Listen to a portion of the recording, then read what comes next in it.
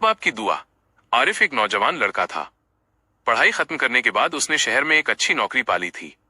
अब उसकी जिंदगी तेज रफ्तार हो गई थी। सुबह ऑफिस, शाम दोस्तों के साथ और फिर देर रात मोबाइल पर स्क्रॉल करते करते सो जाना।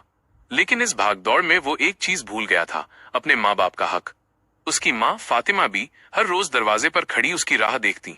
जब वो घर आता तो मुस्कुराकर पूछती, बेटा खाना खा ले।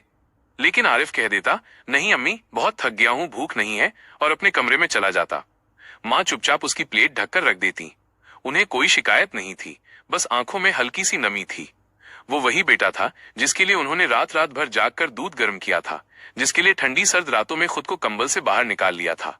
एक रात आरिफ अपने कमरे में लैपटॉप पर काम कर रहा था।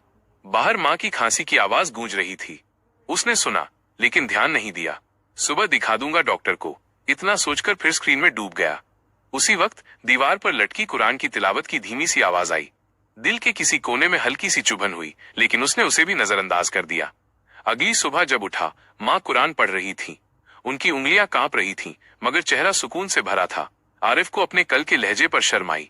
वो माँ के पास गया और बोला, अम्मी माफ कर दीजिए, कल मैं रूखा बोल गया। माँ मुस्कुराई और बोली, अरे पगले, माँ अपने बच्चों से नाराज नहीं होती। उन्होंने उसका सिर सहलाया, वही पुराना स्पर्श जिसमें सुकून भी था और रहमत भी।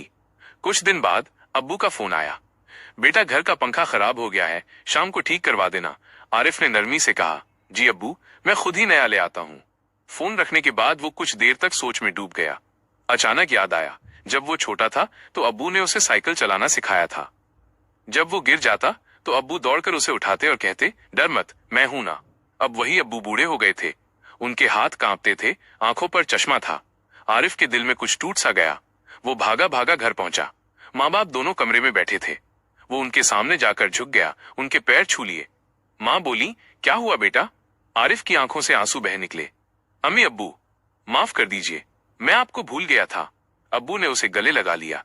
माँ ने सिर पर हाथ फेरा और बोली, बेटा जब माँ बाप खुश होते हैं ना तो अल्लाह भी खुश होता है।